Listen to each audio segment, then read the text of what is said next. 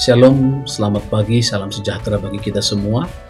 Bapak Ibu, hari ini saya akan membagikan kebenaran firman Tuhan yang terambil dari Mika 5 ayat 1 yang tertulis demikian.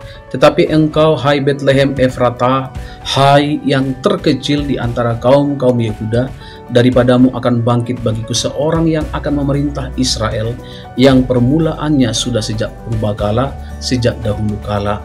Kalau kita melihat kisah daripada nubuatan Mika ini, saudara, maka kita melihat bangsa Israel sedang membutuhkan seorang penolong, penyelamat bagi mereka. Dan ketika itu, bangsa Israel dalam kondisi sangat memilukan. Mengapa? Karena mereka ditekan oleh Raja Asyur. Alasannya mereka ditekan oleh Raja Asyur, saudara, karena Tuhan melihat bangsa Israel, mereka tidak lagi menyembah kepada Tuhan, mereka tidak lagi setia kepada Tuhan. Akhirnya Tuhan menyerahkan bangsanya kepada Raja Asyur. Dan ketika mereka dipimpin oleh Raja Asyur, mereka mengalami banyak tekanan, banyak kesakitan, dan mereka berteriak kepada Tuhan. Dan saudara, kita melihat nubuat Mika ini adalah salah satu cara Tuhan memperlihatkan bahwa Allah dalam kedaulatannya menggunakan hal-hal yang kecil yang sering diabaikan oleh manusia. Ya, yang kedua, tindakan Allah ini bertolak belakang dengan konsep dunia yang mengagungkan yang besar dan yang hebat. Untuk itu mari kita lihat, kita belajar daripada ayat ini bagaimana Allah memakai hal-hal yang kecil untuk kerajaannya. Dikatakan saudara di ayat yang pertama tadi yang saya bacakan bagi kita, tetapi engkau hai Bethlehem Efratah, hai yang terkecil di antara kaum-kaum Yehuda. Nanti kalau Bapak Ibu baca di rumah dalam Matius 2 ayat yang kedua, saya bacakan bagi kita. Sesudah Yesus dilahirkan di Bethlehem di tanah Yudea, pada zaman Raja Herodes datanglah orang-orang Majus dari timur ke Yerusalem dan bertanya-tanya, di manakah dia raja orang Yahudi yang baru dilahirkan itu? Kami telah melihat bintangnya di timur dan kami datang untuk menyembahnya. Padahal kalau kita lihat di dalam Mika 5 dikatakan, tetapi engkau hai Bethlehem Efratah, hai yang terkecil di antara kaum-kaum Yehuda, daripadamu akan bangkit bagiku seorang yang akan memimpin. Saudara, Tuhan tidak berkata bahwa seorang yang bangkit untuk memerintah pada bangsa Israel bukanlah di Yerusalem.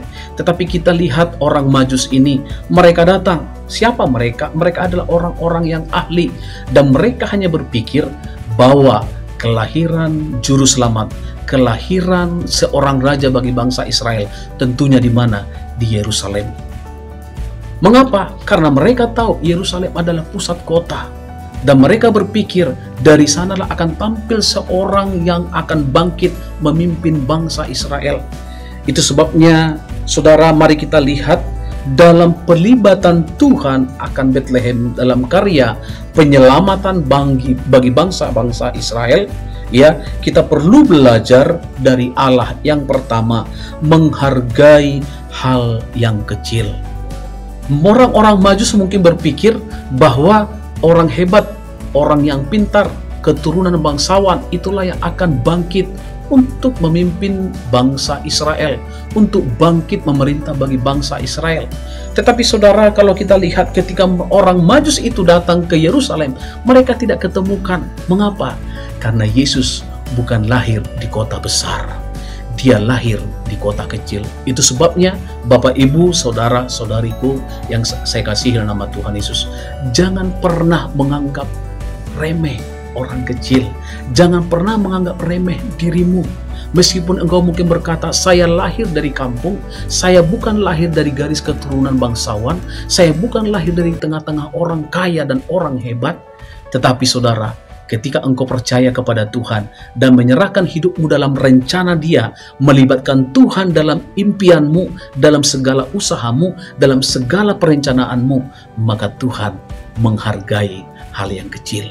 Yang kedua, saudara, kita tidak perlu minder dengan kelemahan-kelemahan kita, karena semuanya adalah anugerah Allah semata. Bapak, Ibu, saudara, Bapak Presiden Joko Widodo, kita tahu beliau bukan dari kalangan konglomerat, beliau bukan dari kalangan bangsawan, beliau bukan dari keturunan mungkin orang-orang yang terkenal dengan kepintarannya, tetapi beliau dipakai oleh Tuhan. Kalau hari ini saudara dan saya ada, itu semua anugerah Tuhan. Jangan pernah menganggap apapun yang kita alami hari-hari ini bahwa kita tidak bisa melakukan yang besar. Mengapa? Karena Allah yang berdaulat. Kalau orang dipakai Tuhan, semua anugerah Tuhan. Orang bisa pintar, itu anugerah Tuhan. Dari Tuhan semuanya itu datang. Itu sebabnya dalam kita merayakan Natal sebentar lagi, di mana-mana kita akan mendengarkan perayaan Natal, saya mau berkata begini Bapak Ibu Saudara, jangan pernah engkau meremehkan dirimu yang bukan lahir mungkin dari kalangan bangsawan, tetapi percayalah bahwa Allah begitu peduli kepada saudara dan saya. Allah menghargai hal-hal yang kecil. Yang kedua, kita tidak perlu minder dengan kehidupan kita. Kenapa?